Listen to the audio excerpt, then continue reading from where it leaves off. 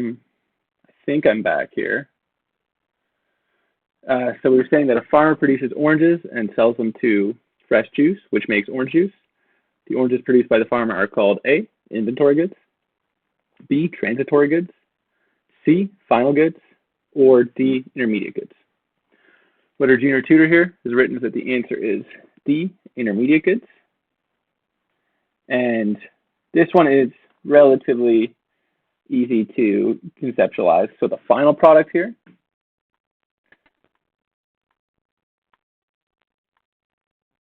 is going to be orange juice.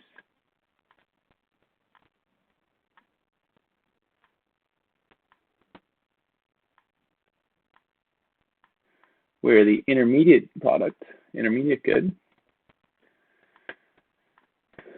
is going to be the oranges. So you use the oranges in the production process in order to make the orange juice.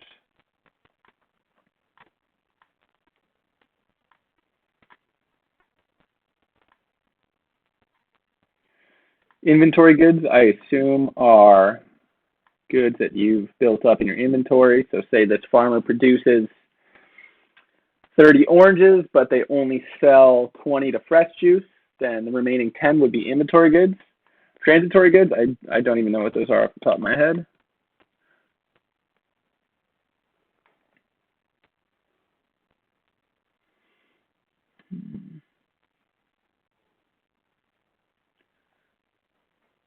It's almost looking like a synonym for intermediate goods. I don't believe it's the correct answer, so we'll leave it at that. The correct answer here would be, number 6 would be D, intermediate goods.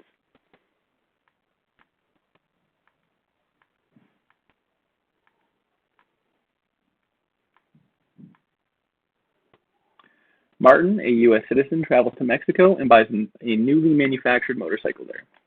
His purchase is included in A, both Mexican GDP and U.S. GDP, B, Mexican GDP but not in U.S. GDP, C, U.S. GDP but not in Mexican GDP, or D, neither Mexican GDP nor U.S. GDP. And what our junior tutor has written here is that the correct answer is B, the value of production by an American, that's gotta be the wrong one, 07. U.S. GDP, but not in Mexican GDP.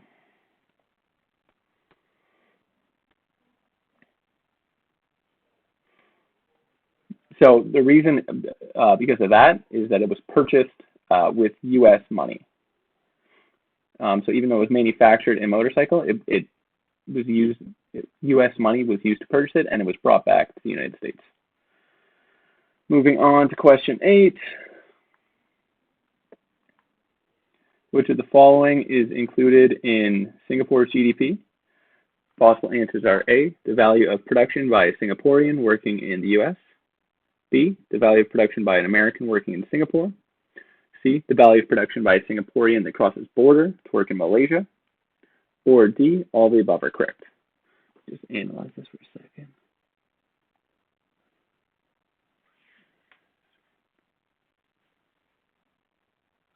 I believe the answer is production by an American working in Singapore.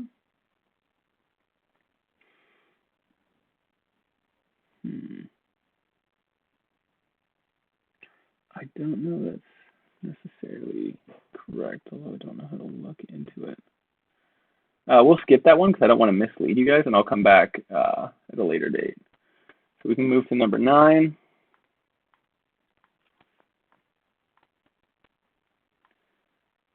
Number 9 reads, in the equation y equals c plus I plus g plus nx, the possible answers are y represents the economy's total expenditure, b, c represents household on durable goods, c is in consumption represents household on durable goods, c, all the variables are always positive numbers, or d, all the above are correct.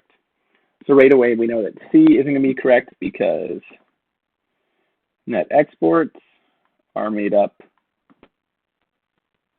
of exports minus imports. And say a company is a net importer, so maybe they export 40 apples every year.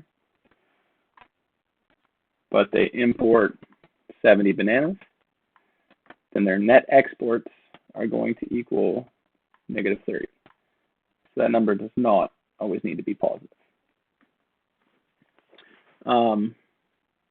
C represents household on durable goods. That sentence doesn't make sense to me, frankly. But Y represents the economy's total expenditure. If we remember earlier, we talked about the expenditure approach. And the expenditure approach was made of C plus I plus G plus NX. So the correct answer is going to be A. And our junior tutor here has written C, all the variables are always positive numbers. That's incorrect. So make sure to point that out. When I work through this later,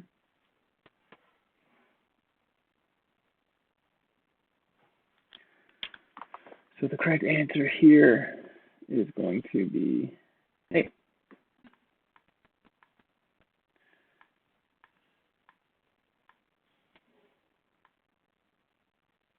Here we can move to number 10.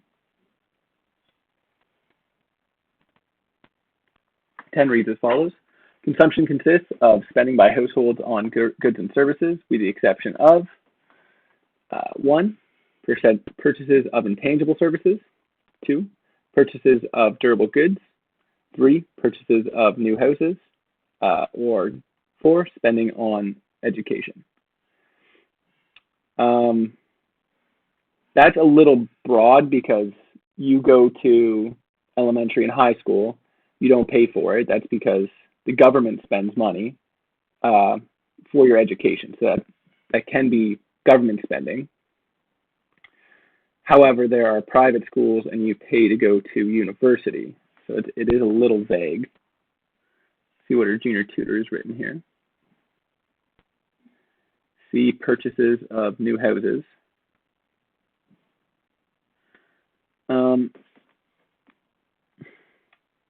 See, like housing can be considered an investment, absolutely, but it's not only new houses that would be considered an investment and not part of consumption. So I don't think that's correct for that reason.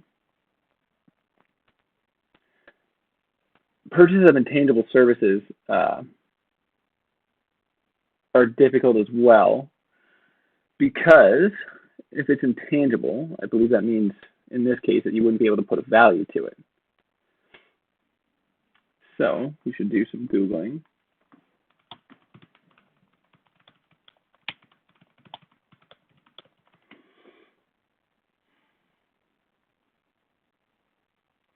So education is considered an investment. Okay, and then you would also think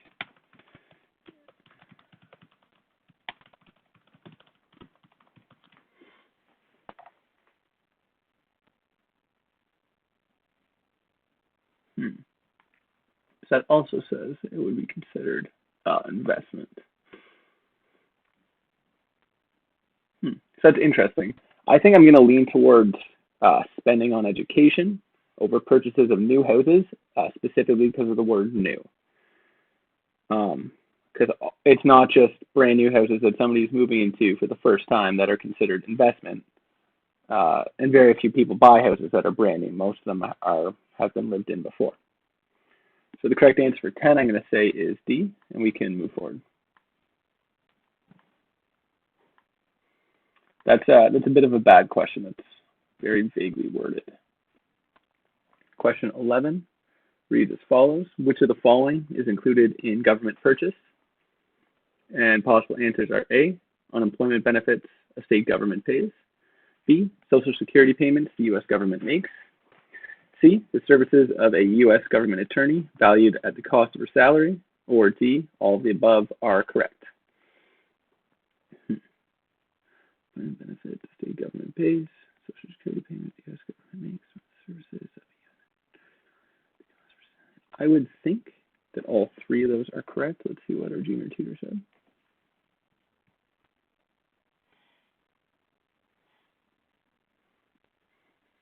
Our junior tutor just said C. But that's not correct because unemployment benefits are definitely government spending.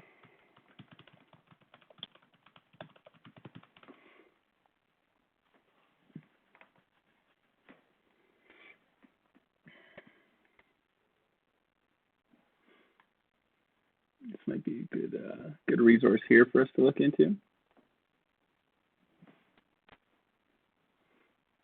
Oh, no, maybe I've got it incorrect.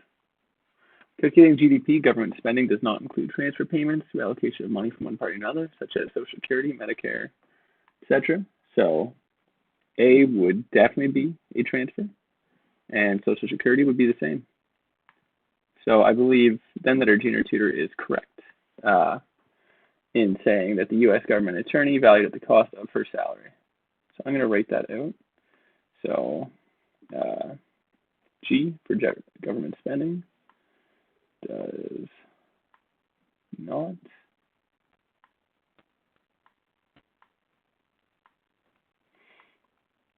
include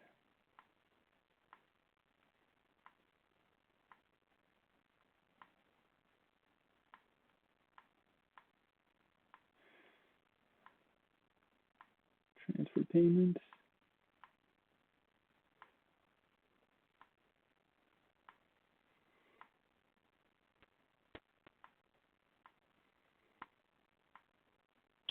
All right, for example, Social Security.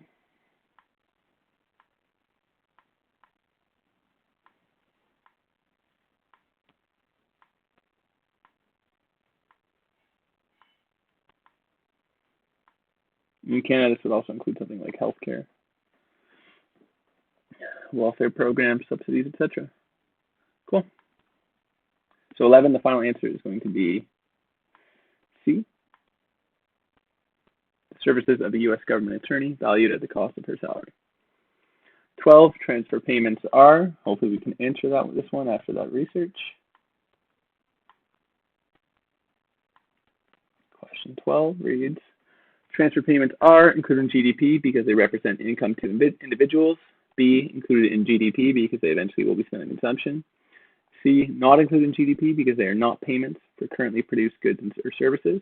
And D, not included in GDP because taxes will have to be raised to pay for them. I believe the answer is C. 12, our junior tutor has written that the answer is C, not included in GDP because they are not payments for currently produced goods or services. I'm going to go back to this website we were looking at there and just try to verify that, but I believe that is the correct answer.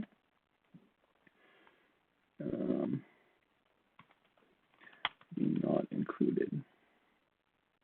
So yeah, we've got no, Social Security payments are not included in the U.S. definition of GDP, quite literally the first sentence of the article. They are transfer payments, which are not included. So that makes sense because there will be taxes included. And to make these Social Security payments, they use our taxes. So including them would count it twice. The other options, first two say included. We know that's not the case. D, not included in GDP because taxes will have to be raised to pay for them. That is not the reason, and nor do taxes necessarily have to be raised to pay for them. They're already set taxes. The government makes a budget, and within that budget, they decide how to allocate the funds from those taxes. 13, net exports equals, and our possible answers are exports plus imports, exports minus imports, imports minus exports, or GDP minus imports. I've already gone over this a couple of times tonight, but we know that GDP is made up of consumption plus investment plus government spending plus net exports. And as I've already said, net exports are going to be made up of exports denoted by X and imports denoted by IM. And whenever you hear the word net, that typically means one thing minus the value of another thing, and it's that leftover difference. So I kind of went through something like this earlier, but say we export 50 bicycles and we import 30 scooters, net exports are going to be 20. With that, we can move on to question 14 here.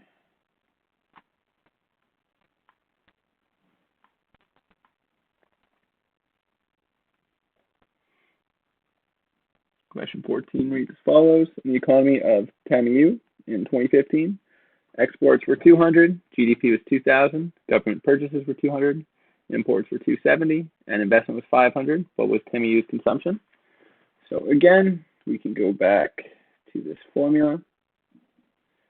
We know that GDP equals C plus I plus G plus NX.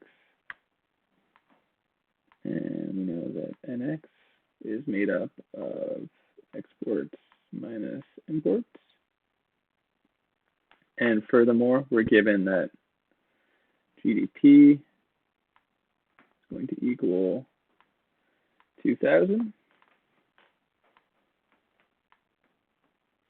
We're given exports of 200.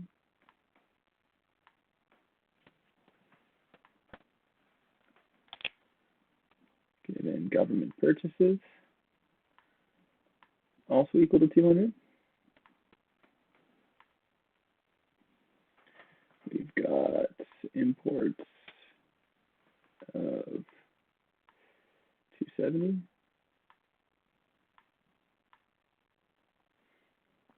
we've got investment of 500.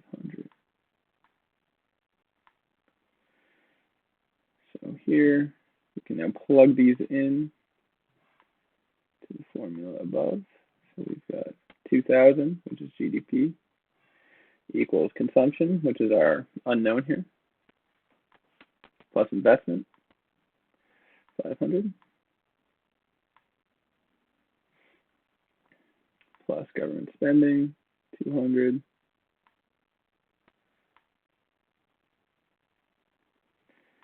plus net exports, which is again made up of exports minus imports, so 200 for exports, and 270 for imports. Doing the math here, we're going to have 2,000 equals C plus 500 plus 200 is 700, plus another 200 is 900. 900 minus 270 is 630. So I'm going to say C plus 630. And of course, we can just subtract 630 from both sides, and we get that consumption is going to be 1370.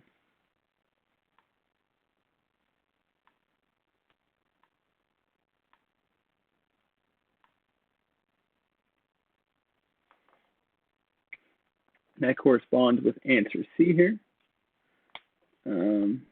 Yeah, I'll give you just a second to take a picture of that if you'd like.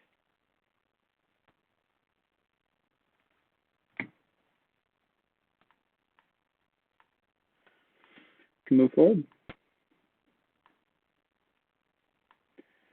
Question 15 reads as follows. Nominal GDP will definitely increase when prices increase and output increases, when prices increase and output decreases, or when prices decrease and output increases. Or D, all the above are correct. I believe the correct answer should be C, but let's double check. Yes, they're written when prices decrease and output increases. Maybe I can make up a little example here. So normal GDP is going to be the sum of all goods and services in the economy. And it goes by the formula we had earlier, which is C plus I plus G plus NX. So if prices are to decrease, but the output of things increases, It must be that nominal GDP has increased. I'm trying to think of how best to show that to you, though.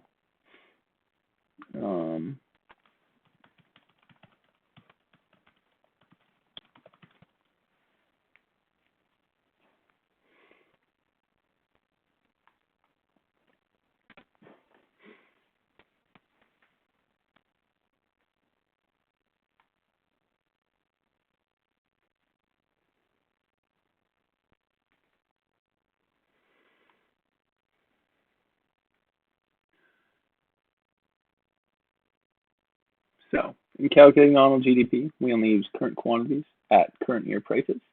If these prices are to fall and our output increases, then it must be that the quantity has increased.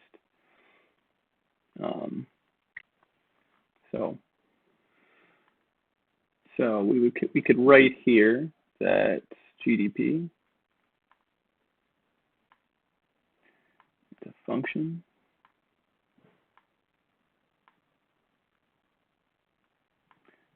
of both prices and quantity. That's supposed to be a semicolon there. It really doesn't look like one, but it did try. And if we have that prices have decreased and output increases, then it must be that quantities increased as well. So the answer would be C. And we can move forward here.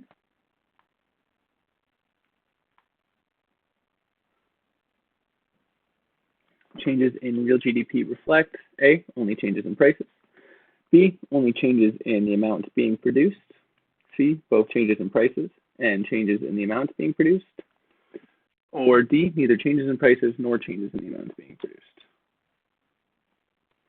For junior tutors written here is that the answer is B, only changes in the amounts being produced.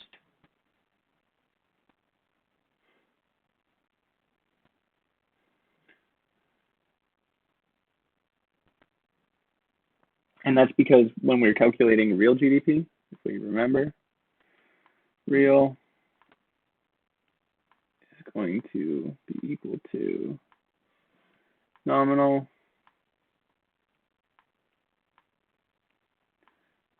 hideous way to spell nominal. Nominal over some deflator.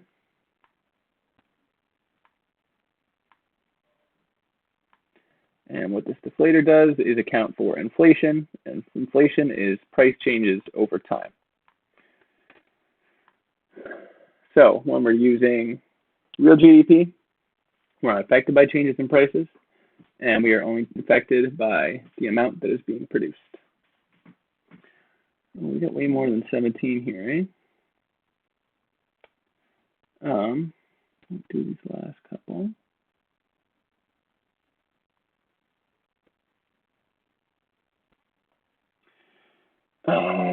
Yeah, I guess I'll try to rip through the rest of it. We'll see.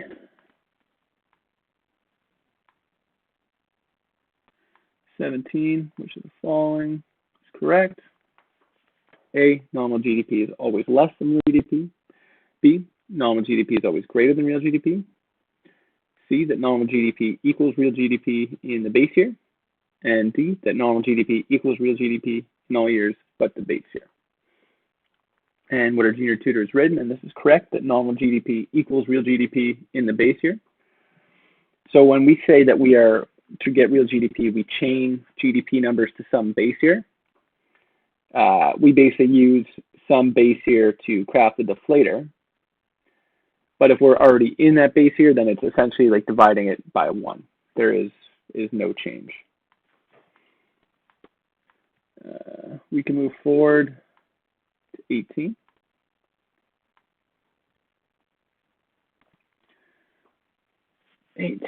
Says that the GDP deflator, let me try that again.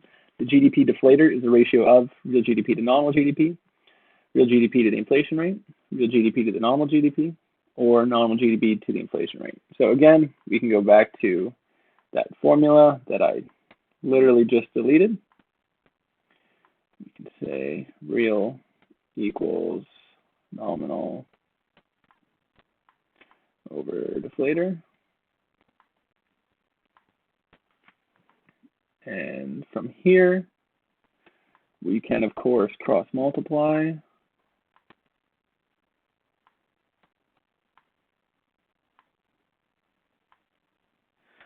So to cross-multiply, we multiply term on its own, of course, is just over 1.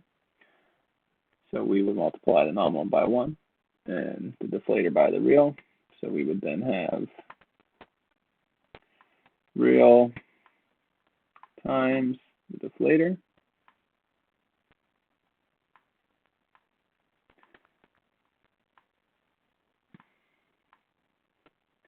It's going to equal the nominal.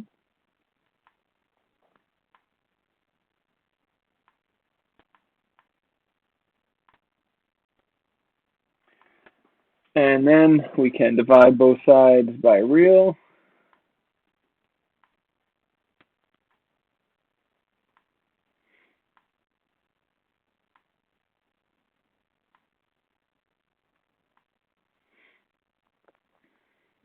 And that leaves us with the deflator.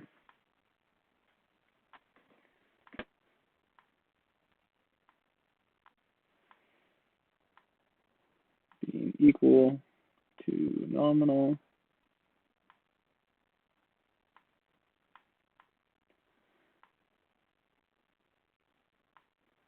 over the real.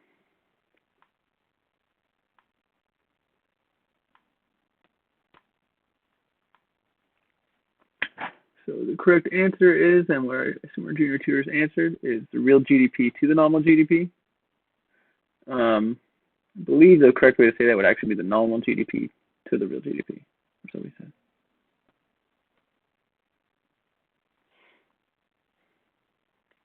Maybe I went about that wrong before I...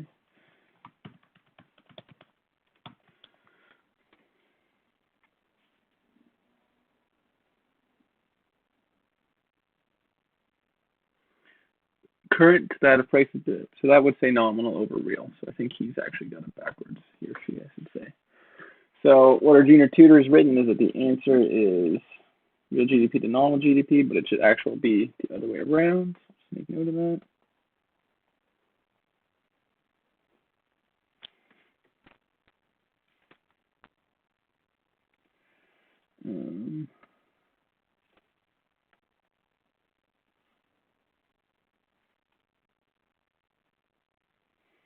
Okay, we can move on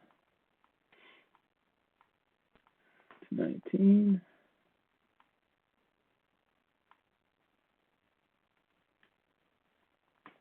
2012, the nominal GDP was 18 billion, and the GDP deflator was 120. What was real GDP? So we can go back to that formula, which I'm drawing now for the 53rd time tonight. It's going to be nominal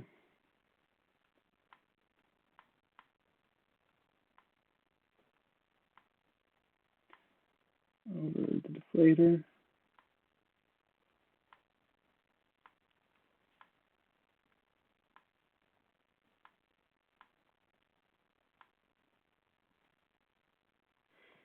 So we've got our nominal GDP of 18 billion over 120. What billion was that? 9 zeros?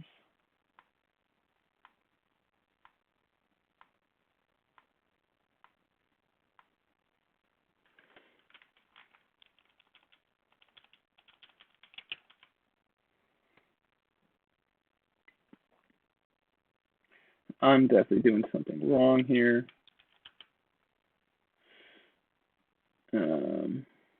Yeah, I'm definitely doing something wrong here. So let me look up and try to figure out what that is.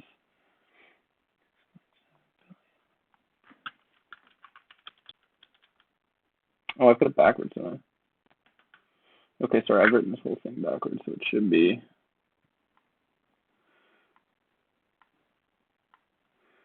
120 over the 18 billion.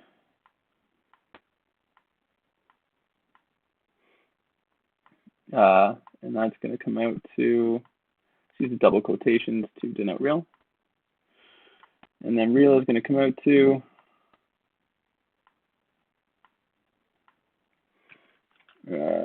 6.67 billion,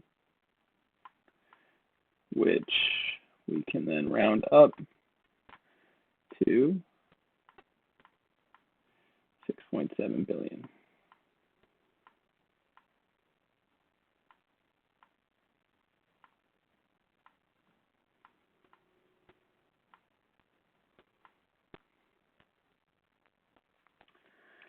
Cool.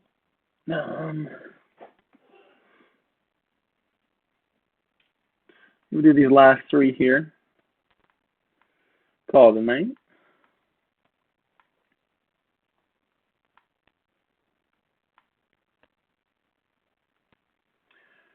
Or 21, I guess. That's okay. Let me try that again.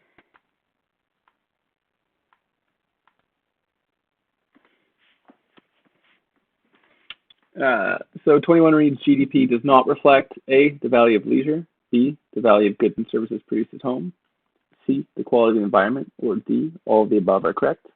And the answer here is going to be D. And yeah, our junior tutor said the same. All of the above are correct.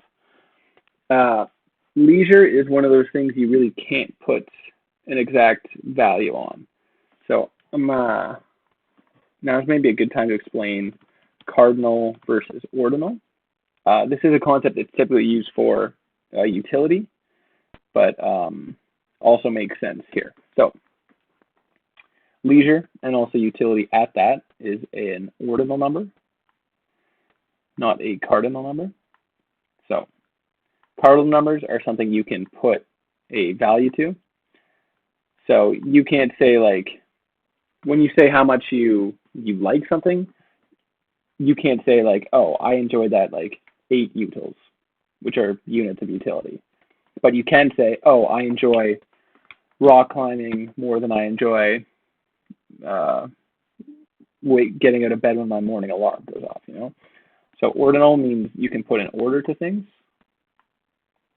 whereas cardinal, you can put an exact number to things.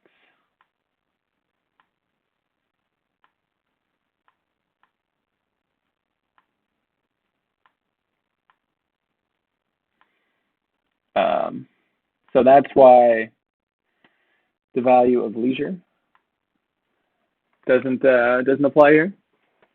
The value of goods and services produced at home are not included in the economy. That's things like cleaning your house and things of that nature. Again, there's no real way to properly quantify that. And lastly is the quality of the environment. Economics works. There's an entire branch of economics called like environmental economics. And they talk about things like internalizing the externality. So basically building in caps on pollution with different pricing schemes without going too in depth. But more generally, and what the question is asking here is that the quality of the environment is not built into our calculation for GDP, which is why our world is burning. So the correct answer is going to be here, D, that all of the above are correct.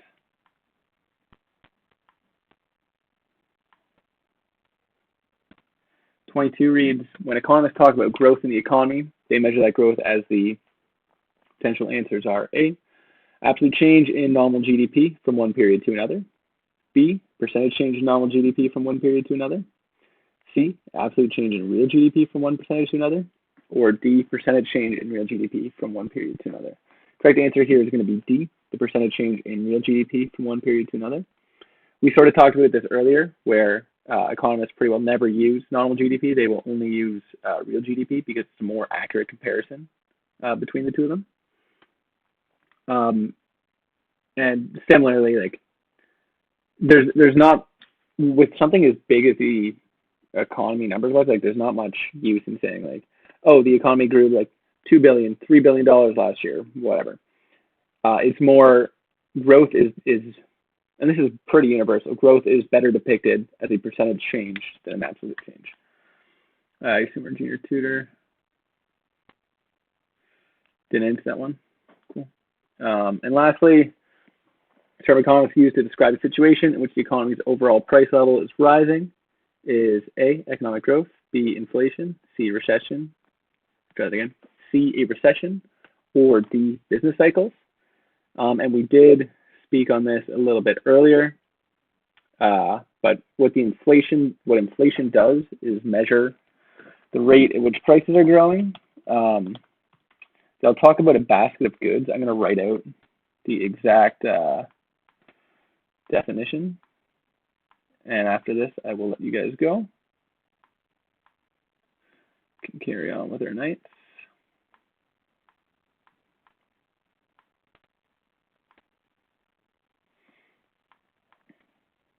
So what it says here is that inflation is a quantitative measure of the rate at which the average price level of a basket of selected goods and services in the economy increases over some period of time. And maybe like the part that sometimes needs clarification is a black basket of selected goods. In Canada, we use something called the Consumer Price Index. And what it is a pretty diversified basket of goods that generally represent the goods available in the Canadian economy. And there are obviously a lot of goods within this basket, and they are weighted accordingly. I don't think I'm going to take the time to draw out that entire inflation definition, but the correct answer to 23 is going to be B, inflation. And on that note, I will just say excellent answers.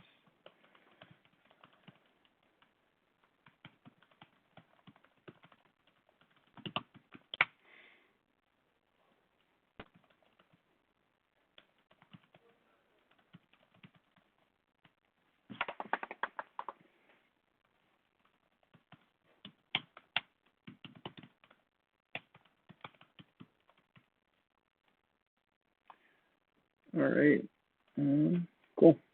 On that note, thank you for watching my OneClass stream tonight. It was a pleasure having you guys.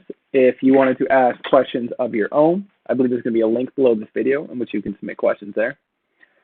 Outside of that, I think I'm supposed to tell you to like and comment and share this video with your friends. Outside of that, I hope everybody has a lovely night.